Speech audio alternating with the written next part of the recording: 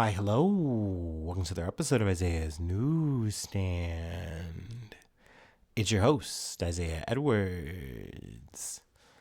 The date is December the 4th, 2024.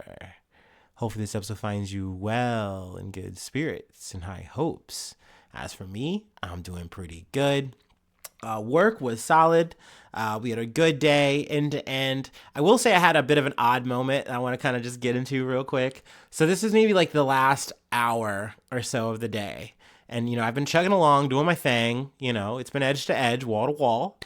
But I noticed like two guys, they came up, and it's like I always hate this because y'all know me. I want to be left alone. I don't want to be bothered. I'm not looking to make another buddy cop movie. I mean, hey, if you got to be here, fine. I will begrudgingly accept it. Or if you happen to be a homie and we just want to chop it up and maybe you chuck a little pieces of cardboard, we call it a fucking a co-op. Good work, awesome, whatever. But like, these are two people from another department, and I'm like, do you guys just not have anything better to do? And that's why they sent you guys over here. But literally this time, like, these two guys, I think maybe because they sensed my aura, I don't know. They were like, okay, we shouldn't bother him. We'll just hang out here. They like literally were sweeping the other compactor. And like, look, I'm not going to complain about that, y'all, because once again, that's at least out of my way. We're not working over and under each other. Last time they had come over, I literally just walked away. I was just like, all right, you got it then, because there's no reason for me to be over here. There's not enough work, and you are here because you have nothing better to do. This wasn't like during peak. So I was like, okay, bye. I just went away. But this time I was like, no, I'm going to work here. And like, and for me, I had surmised that I was going to have a better attitude about it, at least. Right. So I was like, hey, if they want to come over here, they got to work. I'm definitely not going to stop them. I'm not going to be huffy or anything like that. I'll just kind of resort to because I have like this default position that I kind of like to do now is, instead of us trying to each, awkwardly, claw for cardboard like we're doing Lady and the Tramp or something in a trash can, I'm going to just be the button guy. And I'll just, kind of supervise, do that kind of thing, and just keep hitting the button. And that'll be good. That'll be easy. But in this situation, they're like, nah, we'll just hang out away from you, and we'll just kind of disappear. And I'm like, you know what? That's cool. That's dope. But then one guy came up to me when I was literally like, I'm hip deep, just trying to like shovel down this cardboard into the compactor. And the guy goes, now? And I'm like, I look back at him and I see he's about to push the button. And that's like the worst thing you can do, because technically good that he at least asked. I will say that. But like, let's say he decided, oh, I'm just helping, and he hits the button. That potentially could be bad, right? Because I'm literally got this shovel. I'm trying to push down this cardboard. And, next thing you know, the ram arm starts coming out. That's potentially an issue. Now, I'm pretty aware. I'm pretty I feel like more times than not, I'm not going to have an issue with that. I'll make it work. But that's why he could see my face that I didn't really want to deal with this right now. And I'm like, not now. And, which I only meant like, don't push it now. But by the time I came back up, he was gone. He just moved back over and then did something else left. And I was like, all right, cool. And look, y'all, I'm saying this to show I try to show as much as I can of myself. I'm not always the best. I'm not always the nicest. I'm not always a little cuddly, wuddly bear. I would like to be, but sometimes no. I'm Shrek, and you're in my swamp, dude. I just want you to not be in my swamp. And if I have to tolerate you, fine. I'll do better than Shrek, and it won't be Shrek and Donkey on one. I'll be okay, but like at the same time, I'm also gonna be maybe a little grumpy, a little surly. But let's see. Let's segue out of the work and talk about a little bit of food work. How about that? It was Treat Wednesday, as I like to call it.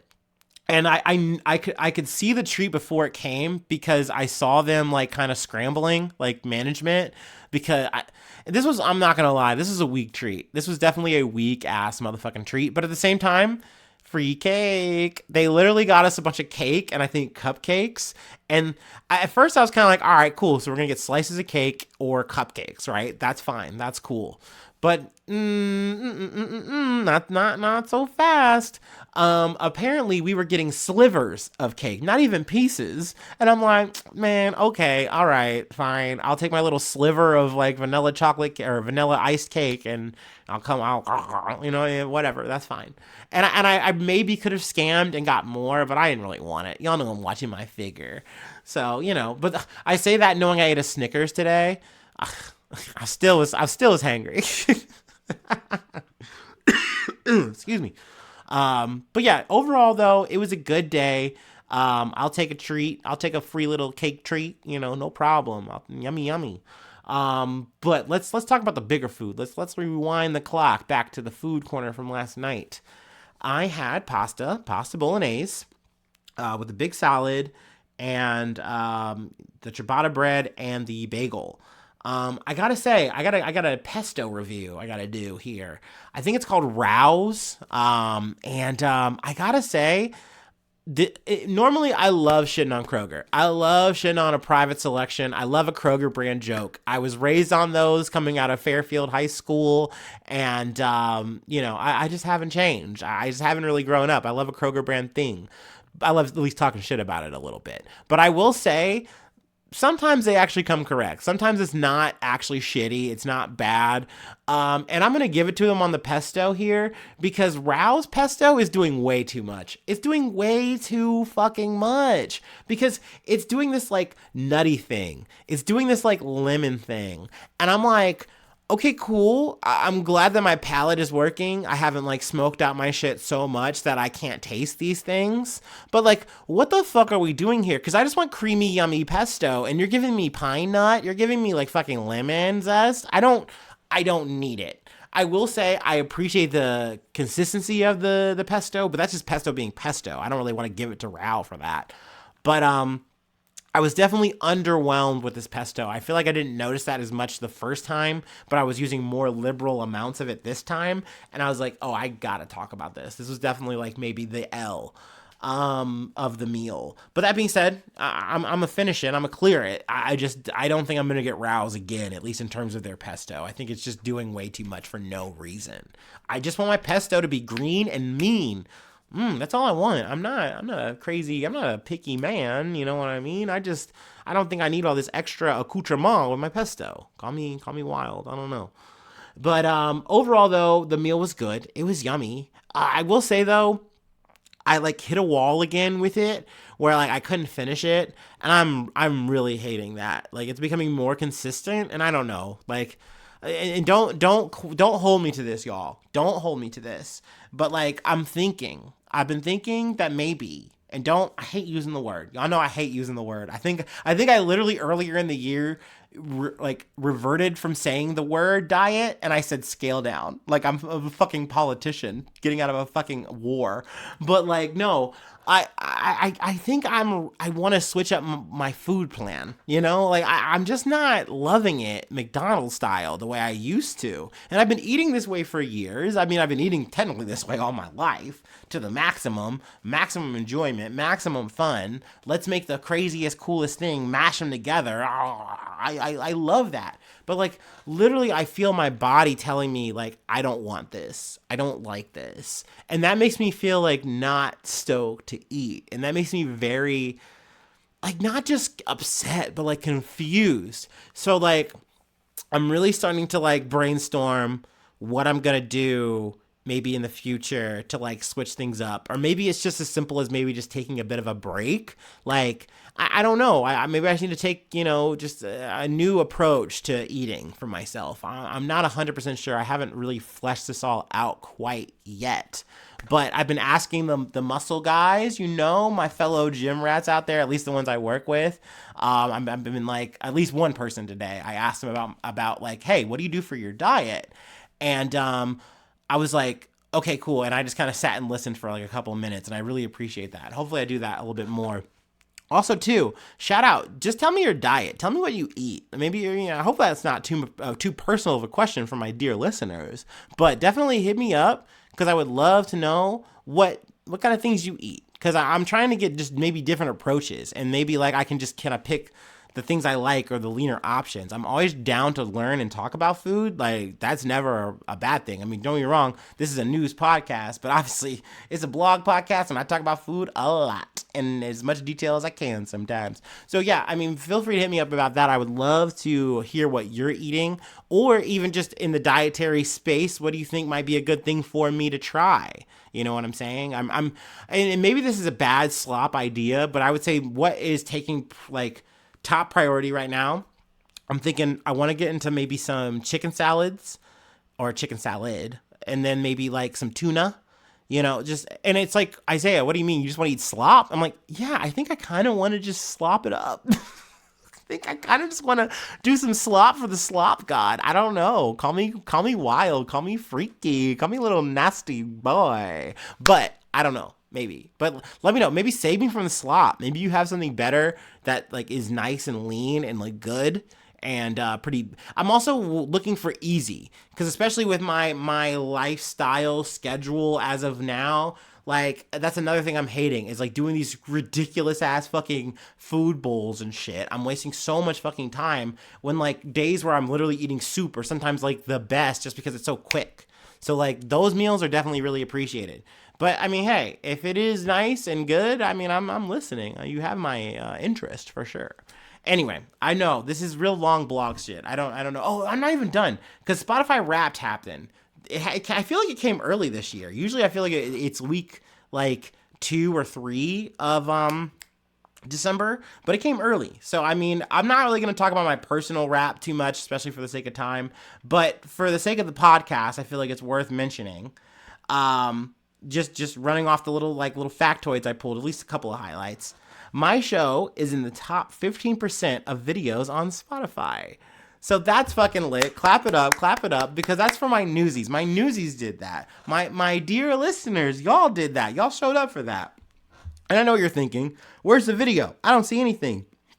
I know. Maybe we're scamming a bit. Maybe this is my own little personal scam god shit right now. But you know what? Let's break the algorithm. It's me, Joe Rogan, and a few others in the top 15%. Damn, top 20%. Clap it up. Once again, clap it up for us. Wow, that's crazy. What a small world. It's lonely at the top, some say. Anyway, another thing is we gained 69% new listeners this year. And to that I say, nice. So yeah, just celebration for that. I love it. This is the end of the year. I love a good Spotify Wrap. I love a good free psych evaluation via my fucking music and podcast choices. Actually, I will say, it's been nice to listen to a lot of Warhammer this year. I think, was it the Warhammer 40K or whatever, the 40K Lorecast? Yeah, that's what it is. Easily one of my favorite new things of the year. I've just been able to just speed deep dive Warhammer lore, and it makes me so happy. It's definitely gotten me through a lot of dark moments. I don't know. So definitely deserving to be in my top 5. I would say that's maybe my most honorable mention. But yeah, I mean, last podcast on the left, that was number 1 with a bullet. I'm a yard boy. If you know, you know. My music choices, I guess we could talk about that really quick. Charlie XCX, that was big. It's bigger than I expected. But then I stopped and I thought about it. I'm like, didn't I literally spend 5 minutes talking about what is brat and what does that mean to me? Yeah, I fucking did. So yeah, this shit had an effect on me and it was pretty cool. Totally. Sabrina Carpenter, fucking love espresso. Hell yeah. Hell yeah. And yeah, I mean, just a milieu of other things from there. Fall Out Boy has definitely been the most consistent thing I've listened to over the years. I think that's stayed in my top for a bit, or at least been a reoccurring, band. So there you go. There's that, a little bit, just quick hits. Okay, finally. Sorry, I've been max yapping. I know this is probably going to be another long episode. Why not?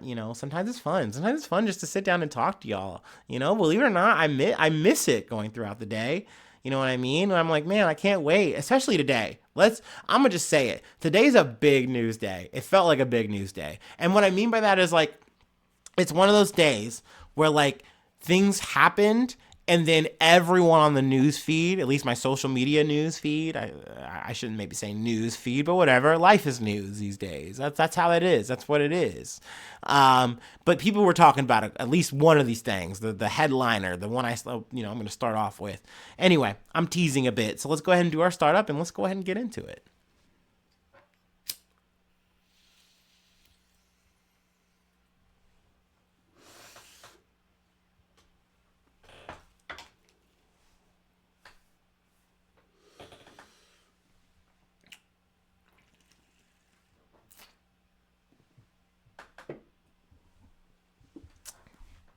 Oh, yeah. Oh, yeah. Yummy, yummy, yummy.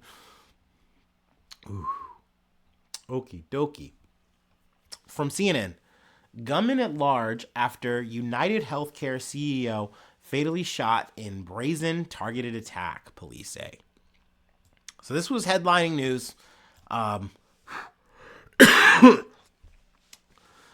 United Healthcare CEO Brian Thompson was shot and killed in Midtown Manhattan Wednesday in a brazen targeted attack as he walked toward the hotel hosting the company's annual investor conference, New York police said.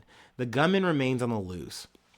Shortly before 7 a.m., a gunman, masked in the freezing temperatures, was lying in wait before opening fire on Thompson outside the Hilton Midtown, according to NYPD Commissioner Jessica Tisch. Many people passed the suspect, but he appeared to wait for his intended target. She said at a news conference Wednesday. I want to be clear. At this time, every indication is that this was a premeditated, pre-planned targeted attack. The gunman approached Thompson from behind and shot him at least once in the back and once in the right calf, Tisch said. Responding emergency workers took Thompson to Mount Sinai West in critical condition, where he was pronounced dead at 7:12 a.m. Now, I'm just go ahead and hit the riff here. We don't have a motive, but it's worth saying that, a couple things that are definitely worth mentioning. This didn't seem like some geek off the street. Let's say that. Once again, we have a masked person, an individual. Then we have the weapon, which was a silenced pistol, silenced firearm, silenced, handgun, whatever. And they shoot him, and they shoot until they have a gun jam. They're able to fix the gun jam and then leave. They depart. They at first flee on foot, and then they wind up getting on an e-bike. And then I think they get to like around Central Park or something to that effect, and people lose track of them. So this feels like there's definitely a professional air. Like this is very like this isn't just some random guy who was just upset. But that being said, we're talking healthcare here, and it's definitely worth mentioning that. Sorry, I got a random message, but I needed to have Facebook up here because I wanted to find this thing where the claim denial rates from like just in terms of insurance companies, they are one of the leaders of just denial of health coverage. And I think that that's definitely playing a factor as to the potential motivation as to why the shooting happened. Though that's at the end of the day, though a lot of people are speculating this, and myself included, that doesn't necessarily make it fact or gospel. We don't know. Like the person is still at large, and we don't have a certified motive. But Thompson and others were aware, like there was a heightened risk because there were a bunch of threats on, him and I think other people's lives. So it wasn't nothing. It wasn't like this is like a bolt out of the blue, so to speak. It definitely seems like maybe something was brewing, but maybe it just wasn't taken seriously enough because it's not like Thompson was walking around with security, and you would think people making that kind of money might have a little bit of security. Now, look, I want to also add, maybe before I go any further, condolences to the family. Obviously, any kind of loss of life, that fucking sucks. That's sad. That goes without saying.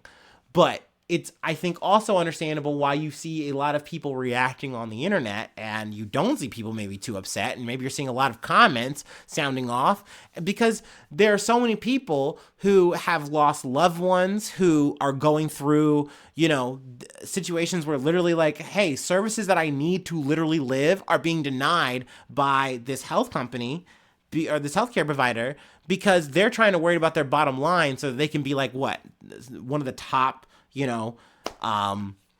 healthcare providers in terms of like money for their investors or some shit. Like, that's not what you're here for. At the end of the day, I'm the person who's putting money into this, and you're now saying that, hey, this thing you need, this service you need, we can't do it. We just can't do it. Like, it's just not, it doesn't really jive with us. It actually doesn't really work. You're gonna have to find another workaround that we will maybe agree with, or like just die or something. We don't know. Shrug. Like, I don't see too many tears in the chat. I don't see too many tears in people's comments. I just don't. And I understand that. Like, at the end of the day, this is something that we all go through. And I even know people who work in this field, and like the amount of like hurdles they have to go through, backflips they have to fucking attempt to try to get someone like life-saving care, or like sometimes it's not even life-saving care. It's like, hey, we're trying to make like your experience here just more livable, because we know that you're in like massive amounts of pain, and like you're just trying to make sure that you can get to like maybe point A or point B, or make sure that you can like see your family, just you name it, this kind of thing. And it's like, hey, I'm calling you because you guys are denying me the service. You're making this so it's like I cannot make this happen, and I'm like, what can I do? Like, and I literally like hear like these people who are agents, and they like have to move heaven and hell sometimes to try to even make just this little thing fucking work. And sometimes they can make it happen, and sometimes they fucking can't, because at the end of the day, the powers that be, the people above, are going to say, hey, we're sorry, we just can't make that happen for you. Like, that's going to affect our bottom line just too much, and we're trying to be the best. And it's like, well, what is the best? The best should be providing this care to people, like your clients. Like, what do you mean?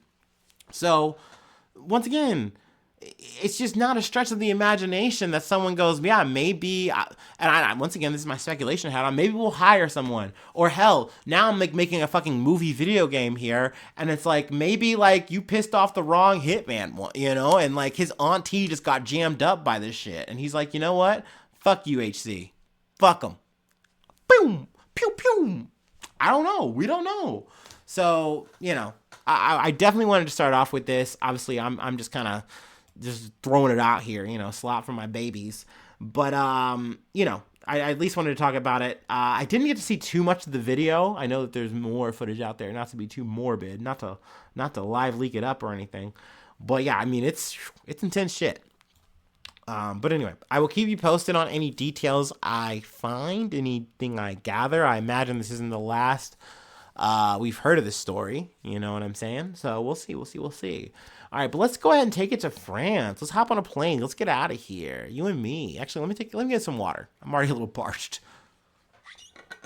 I know I came in hot here. All right, so we're leaving on an airplane. We're landing in France. Let's get a baguette. All right, and then let's see this fucking prime minister get kicked the fuck out. From NPR, French lawmakers oust the prime minister after just 91 days of toppling the government. So I love this. I will say, dude lasted longer than Liz Truss in the old UK. I think she didn't last long. She did not do 91 days. That's for sure. French lawmakers have voted to oust Prime Minister Michel Barnier in a historic no confidence vote. It is the first time France's national legislature, I don't know, whatever, has voted to topple the government in this way since 1962. History is happening. Well, I mean, I guess it's not a historic first, but it's been a while. The vote, 331 in support of no confidence, well above the 288 needed to approve it. So they were like, bro, we fucking hate you. We hate your fucking vibe. You're lukewarm as fuck, and we want you out of our mouths. Haktua. All right. But yeah, it deals a heavy blow to President Emmanuel Macron. Clap it up. We love seeing Macron take an L. We fucking love it. Boo. We hate you. I really don't like him, bro. I really don't.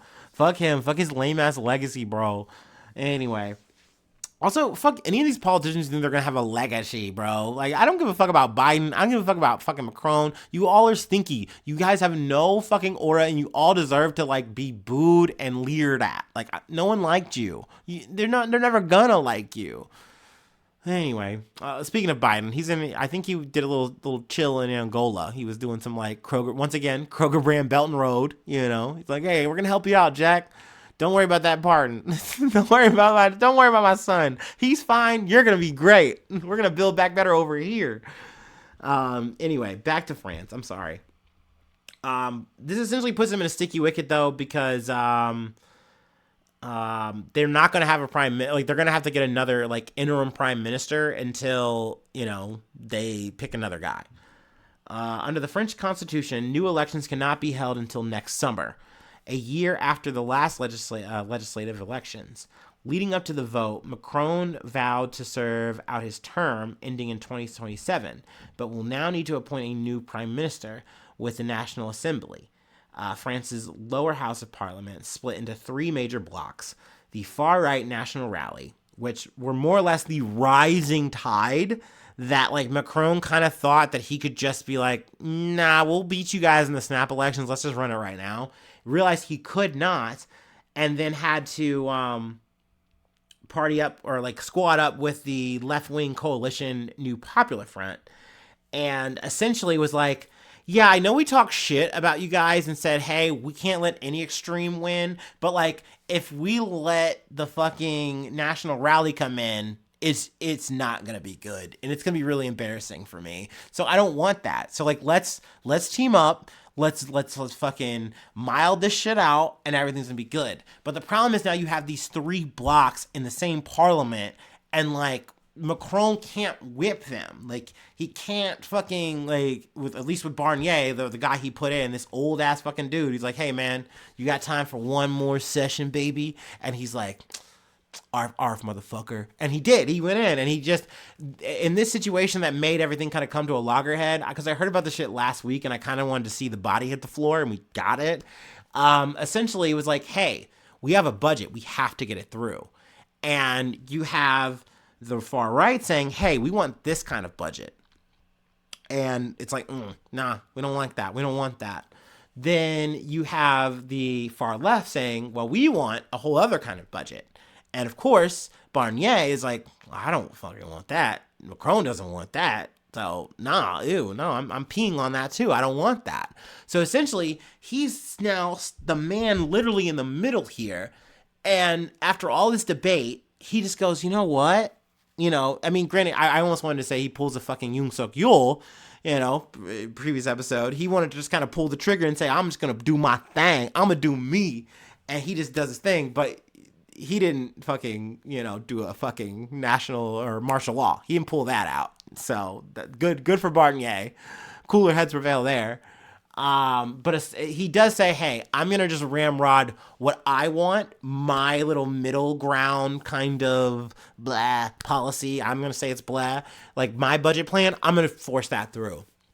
And you know what? Like a Fallout 4 fucking community reaction, everyone hated that. No one liked it. And they're like, well, you're done, motherfucker. And they ousted him. And I was like, dude, that's so fucking good. That's so fucking good. Cinema. I love it. So I'm happy to see this. We'll see what happens. I mean, France is in shambles.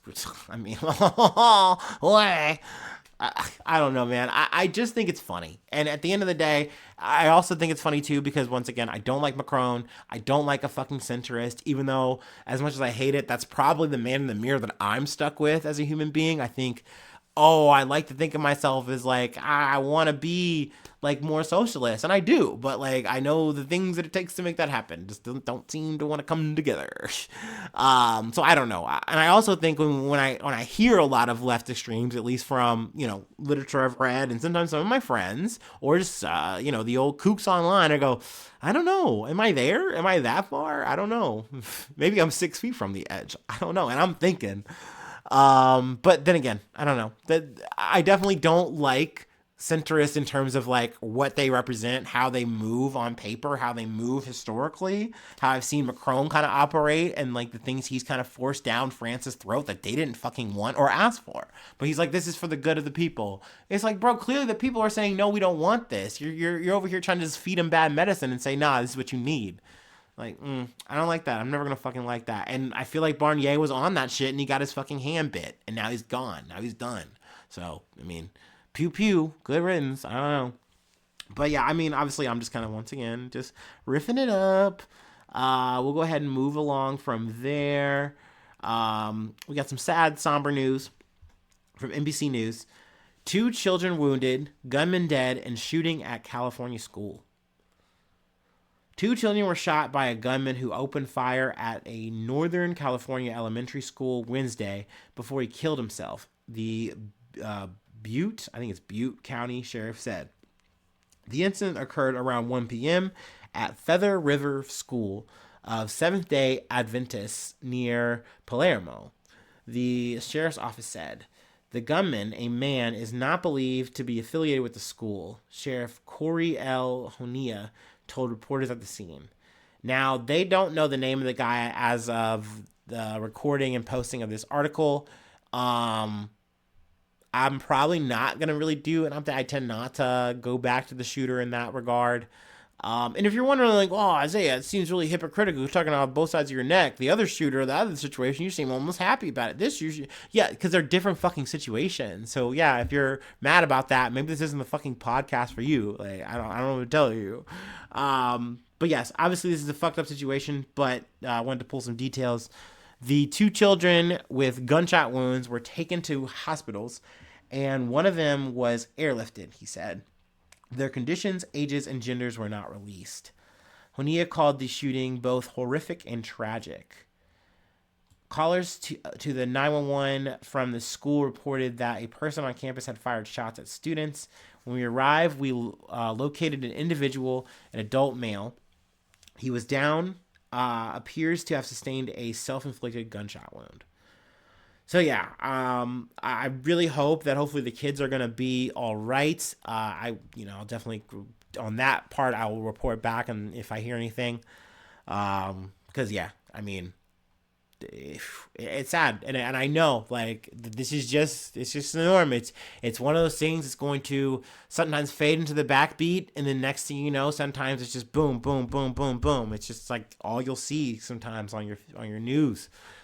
And that's just how it's gonna be. You know, I've shed my tears over this shit. I'm sure I will shed more. I've yelled at the walls about this shit. You know what I mean? And I know that there's just not gonna be any kind of change. So I just don't really look and plead for it anymore. You know what I mean? I think this is just a personal thing. I just have to come to terms and grips with the reality of that. That like, yeah, you can see a difference in change in other countries, but here in good old America, we just won't see it that way. At least for right now, you know what I mean? That's for sure. For the foreseeable future, that I feel like is pretty concrete. Ooh, excuse him. Well, now I'm speaking French. Anyway, let's go ahead and close it out. Because I'm speaking French. I should probably, do some Das Vidanias, some little bit of Russian. Нет, I don't know. I don't know much Russian. I'm sorry. And most of my Russian is what I learned from watching Escape from Tarkov. If you know. That's a good game. That's a banger.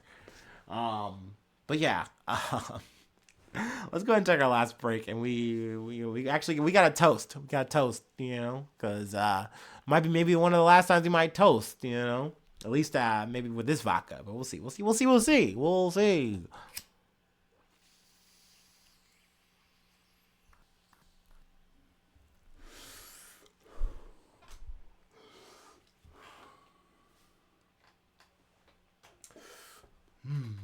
Ooh.